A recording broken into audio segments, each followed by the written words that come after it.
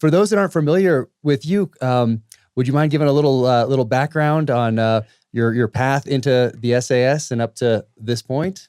Yeah, well, as a young guy, I was born up in Newcastle, which is predominantly a mining town. My parents weren't wealthy, and all I wanted to do was to travel, get out and see the world. And I wasn't really academic at school to begin with. And I guess I squandered quite a bit of my childhood by daydreaming. And the only way I thought I could get around to see, our planet was to join the army. I applied to join the army as a boy soldier, but prior to the entry, I got jaundice and I missed that entry. Then I joined what we would call our territorial army reservists. And it was probably a bad mistake because I got settled in that unit and, we were doing exciting things, but it wasn't in the army. And then when I got to about 23, I applied to join 22 SAS, the regular army, or regular unit of the SAS. I had to join our parachute regiment, and from there joined 22 SAS.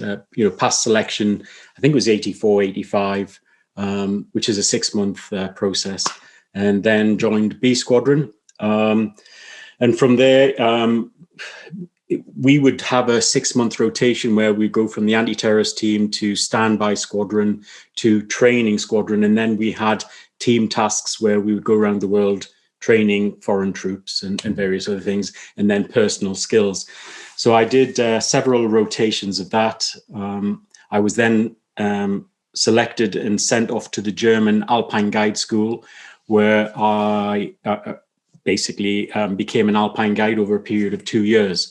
And that was to basically run the regiment's mountaineering side of that cadre. Now, when I came back from there, I'd been out of the system for some time. As you know, once you leave your unit, you come back after 2 years, you're a bit rusty. But I came back in onto the SP team, the Special Projects team, which is our anti-terrorist unit. And during that period, I'd been selected to go to Everest. And I'd been told by the regiment in the summer, as it was kicking off in the Middle East, that I wouldn't be involved. I would be allowed to go off in the new year to do this attempt on the mountain. So basically, I wasn't really paying much attention with what was going on out there.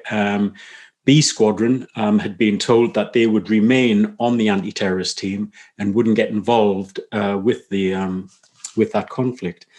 And typical of the regiment, in the December, we all got called into the office. I think I was first on the list. Everest has been cancelled. B Squadron would deploy out to the Middle East in support of A Squadron and D Squadron. And basically we would be battlefield casualty replacements.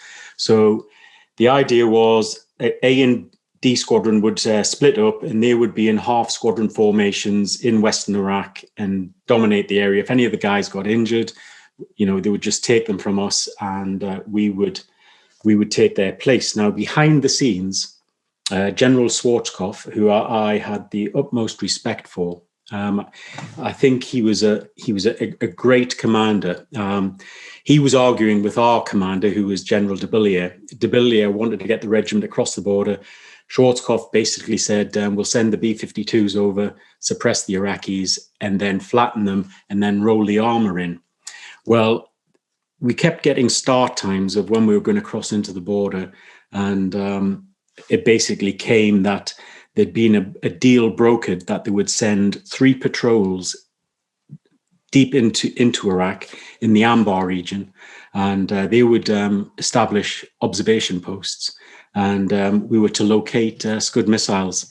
So rather than take the guys from A and D Squadron who had been doing all the build-up training, they took us in our entirety. And we were the poor cousins. We didn't have any of the kit. And that list that you just mentioned there, when we were tasked for this, I can remember going to the sergeant major and saying, okay, we need night vision. And there was There's none. There's none left for you. We need suppressed weapons. I think the comeback was my nickname in the regiment was Geordie. This guy came and said, Geordie, who the hell do you think you are, James Bond? And I'm like, no. And that, mind you, that was the thinking at the time. Yeah. It was suppressed weapons, who uses them type of thing. And then there was the mapping. The mapping we were supplied dated back to 1945, which was... I remember reading that. Yeah. We knew, well, Delta, A Squadron of Delta were up the road from us, and they had the facility to get satellite imagery. And the joke was, our commander said, no, we can't go to the Americans because of OPSEC.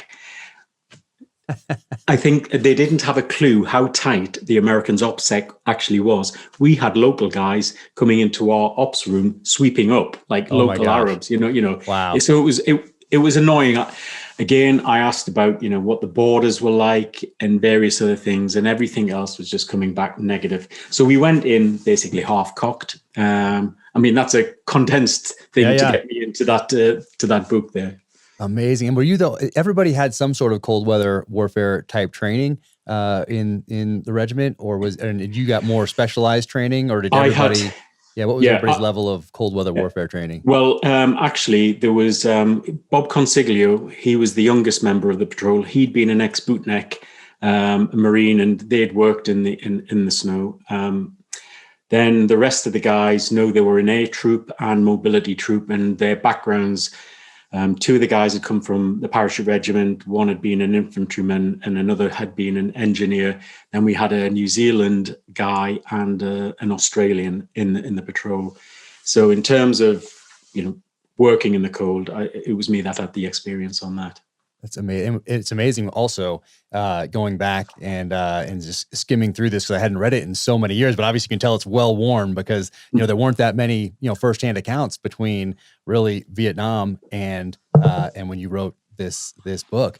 So I tried to read everything I possibly could just to make myself a better operator, a better leader. And it's amazing how many parallels there are between this in 1991 and then 2001, 2002 in Afghanistan. Suppressed weapons being one of them, not absolutely for more reasons than just making it quieter, but that muzzle flash. Totally. The enemy just hones in on that, and so we learned that. We had some similar experiences with maps, although of course we had some better maps. But Google Earth didn't exist yet in 2001, so we still had some of those old mapping issues as well. But it's amazing the similarities between this book and 10 years later.